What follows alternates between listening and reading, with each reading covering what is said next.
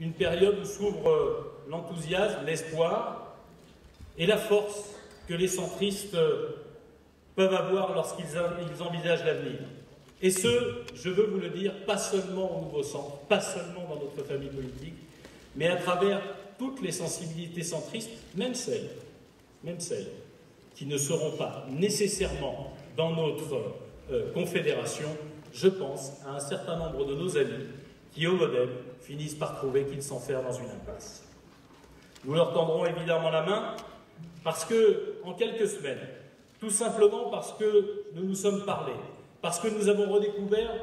nos valeurs et nos rêves communs pour notre pays, parce que nous avons regagné l'aspiration à les porter et à faire partager ces rêves à la France, nous avons effectivement devant nous un printemps et une année 2011-2012 qui est porteuse d'espoir, de fruits que j'espère voir bientôt grandir. Et puisque nous venons d'évoquer Bernard Stasi, je voudrais dire que cette volonté de faire qu'il fallait pour maintenir la flamme et pour la redresser, il l'avait. J'ai rencontré Bernard Stasi, j'avais 19 ans. Bernard adorait la jeunesse et dans le mouvement de jeunesse de son parti, c'était le CDS, rencontré chaque année et resté toute une semaine entière aux côtés des jeunes militants qui arrivaient. Arrivé là, impressionné comme tout jeune par des gens qui avaient déjà une belle carrière politique derrière eux, j'ai vu à la fois la simplicité d'un homme et sa force de caractère. La simplicité parce qu'il était réellement un homme politique à l'image de n'importe quel citoyen français. Et la force de caractère parce que, contrairement à parfois beaucoup de nos concitoyens, il avait, lui, la ligne qu'il avait tracée, dont il n'a jamais dévié, et qui lui a coûté sa carrière politique. Il n'a jamais dévié. Pour l'anecdote, il adorait jouer au ping-pong, et il défiait les jeunes. Il se trouve que j'ai retenu de lui qu'il avait horreur de perdre, puisque l'ayant battu une fois, il m'a toujours défié et jamais voulu rejouer. Mais il compensait ça par des conseils et expliquait que les chemins étaient parfois difficiles, souvent incertains, toujours dangereux, mais qu'ils ne pouvaient être gagnants que quand on gardait son objectif en ligne de mire et qu'on ne le voyait pas. Il disait: les centristes sont souvent accusés de changer, de bouger. Et il nous expliquait qu'en réalité, c'est parce que nous cherchions à conserver toujours le même cap que nous étions désorientants pour ceux qui, progressivement, acceptaient nos valeurs et disaient en réalité que nous étions ceux qui changeons.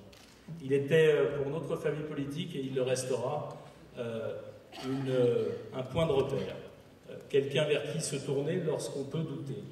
Et j'espère, Bernard, qu'à travers ce que nous commençons, à travers cette première pierre que nous posons, tu pourras, de là où tu es maintenant,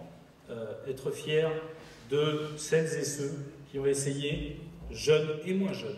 de suivre ton chemin et d'essayer d'entendre tes conseils. Parce qu'après tout, chers amis,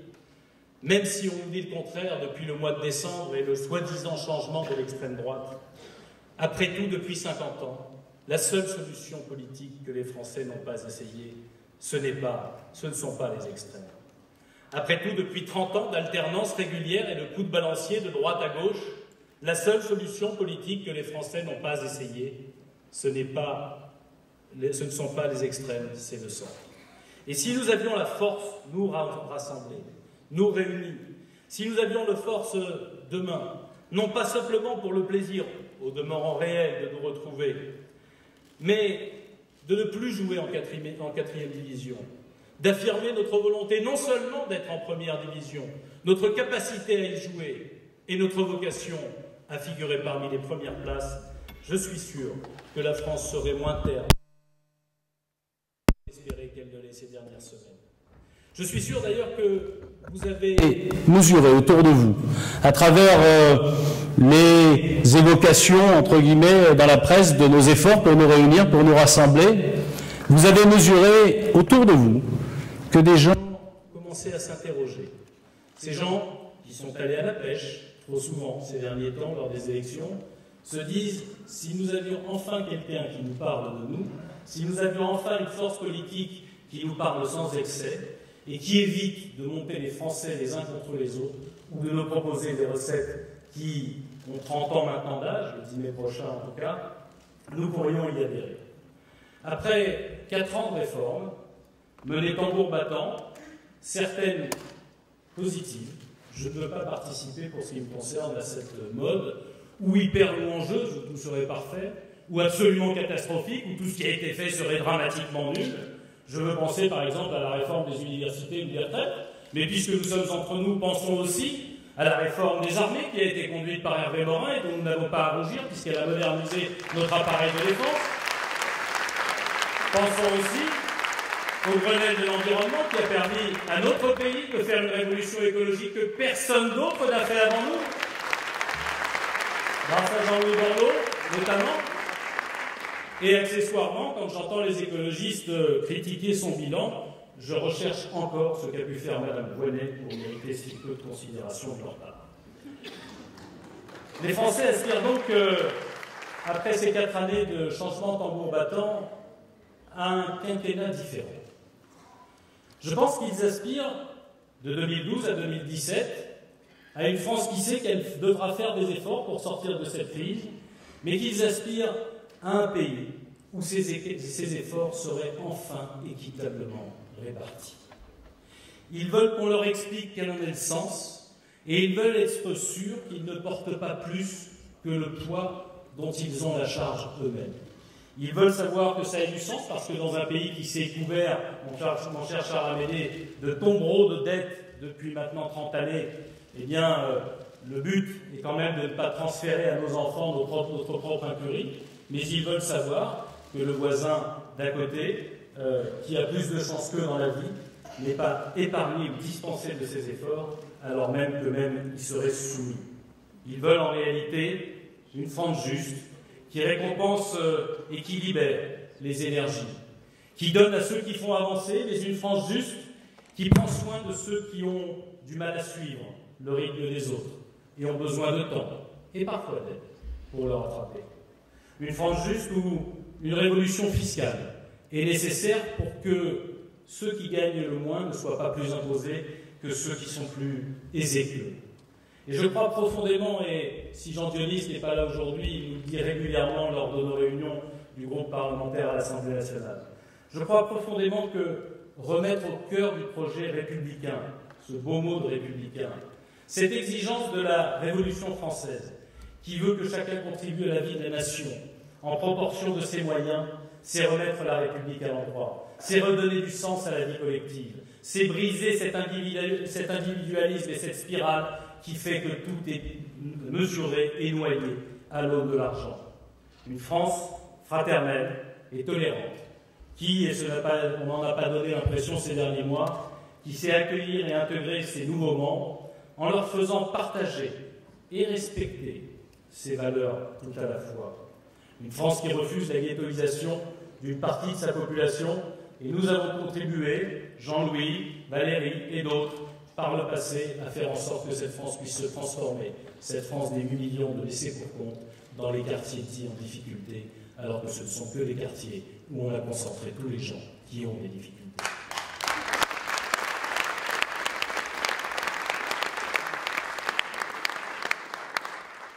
Une France, je le disais, qui redonne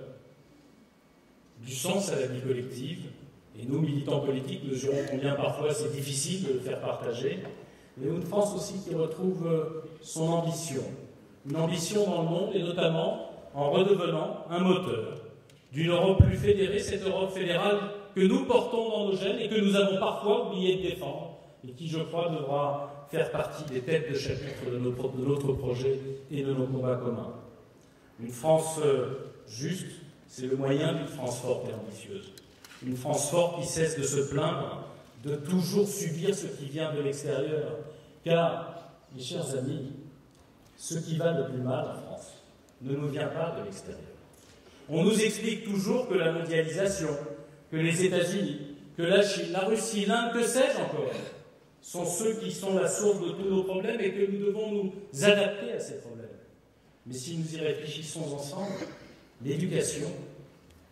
un des domaines qui fonctionne le moins bien dans notre pays, à la fois parce que nous avons du retard dans les études supérieures et que nous sommes très mauvais dans les études secondaires, parce que nous sortons 150 000 jeunes, et nous le disons depuis des années, sans aucune formation, donc sans aucun espoir de rentrer rapidement dans la vie active et dans la vie sociale, parce qu'il faut un jeune, après cet échec éducatif, 6 ans et demi pour arriver à stabiliser sa situation en moyenne dans notre pays, quand il faut moins de 2 ans chez nos voisins. Ce ne sont pas les États-Unis, ce n'est pas la Chine qui est responsable de ça, ce sont bien les choix politiques faits par les Françaises et les Français au fur et à mesure de ces alternances qui n'ont pas permis de relever ces défis. C'est vrai aussi dans le domaine du logement. Les États-Unis et la Chine n'y sont pour rien, et pourtant le prix des logements a été multiplié par deux,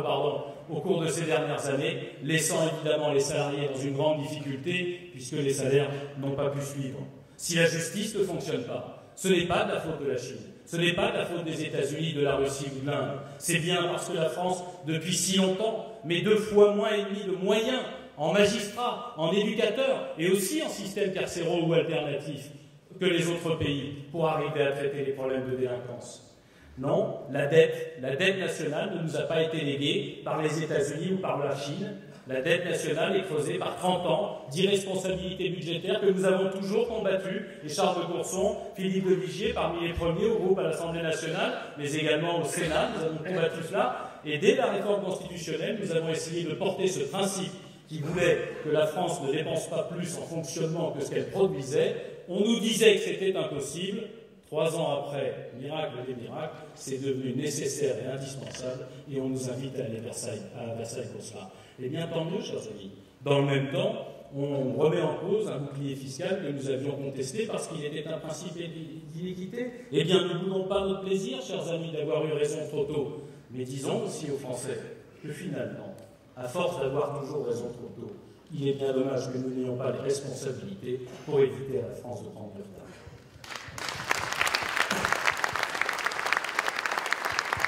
Enfin, cher Hervé, cher Jean-Louis, je crois que pour une France forte, vous devrez mettre au cœur de notre future campagne, au cœur de notre futur projet, le problème numéro 1 de millions de Français, qu'ils soient dans les classes populaires ou dans les classes moyennes, de tous ces gens qui travaillent et pour qui il ne reste rien pour vivre à la fin du mois. C'est cela qui aujourd'hui désespère le peuple français, le fait se tourner vers des voies et des impasses inacceptables de type extrémiste, qu'elles soient à droite ou qu'elles soient à gauche. Et cette France forte pourra redevenir ambitieuse. Ambitieuse parce qu'elle pourrait être, par exemple, et on ne lui explique pas, et on ne lui fait pas croire. Et nous avons vu le raidissement de la partie la plus à droite de la majorité sur ces questions il y a ça quelques mois, que nous pourrions devenir un des leaders mondiaux de nouvelles productions d'énergie, permettant de développer à la fois des filières technologiques de très haut niveau, qui donneraient des emplois qualifiés dans notre pays, peut concurrencer aujourd'hui à l'étranger un savoir-faire français qui pourrait se vendre et améliorer considérablement à la fois l'indépendance énergétique de la France, mais sa situation de l'emploi, comme nous devons évidemment nous y engager. Une France ambitieuse qui pourrait être un moteur d'une Europe fédérée capable de défendre un modèle de civilisation unique dans le monde, un modèle humaniste qu'on ne retrouve ni en Chine, ni aux États-Unis, ni en Russie, encore qu'un peu, et encore moins en Inde. Ce modèle de civilisation, la France ne pourra pas le défendre seule. Elle devra donc accepter de mettre ses forces en commun, de se battre aux côtés de nos voisins et nos amis européens, mais il faut aussi accepter que plus de pouvoirs lui sont transférés dans le même temps où l'Europe doit retrouver un chemin de démocratie qu'il a hélas quitté. Enfin, une France et une Europe qui devraient être partenaires loyaux, non culpabilisés, mais partenaires loyaux de ces pays qui, au sud de la Méditerranée, sont en train d'essayer de se libérer. Une France partenaire loyale, c'est une France qui, bien sûr, sait réguler l'entrée dans ses frontières, mais qui sait entraîner l'Europe pour que l'effort qui a été fait en direction de l'Europe de l'Est soit fait en direction de l'Afrique du Nord et de l'Afrique tout court. Parce que si nous voulons avoir demain des partenaires comme voisins et non pas des adversaires, si nous voulons avoir des amis, des partenaires commerciaux, des clients et des fournisseurs qui ne soient pas à l'autre bout du monde avec des considérations opposées, culturellement totalement opposées aux nôtres, nous avons intérêt, M. Hervé Charette le sait bien, nous avons intérêt à mettre le paquet dans ces régions-là, notamment sur les pays qui sont ouverts, et je suis désespéré de voir que l'Europe est censée avoir un ministre des Affaires étrangères dont la seule qualité finalement est de savoir être muette. Il est temps d'en changer et rapidement.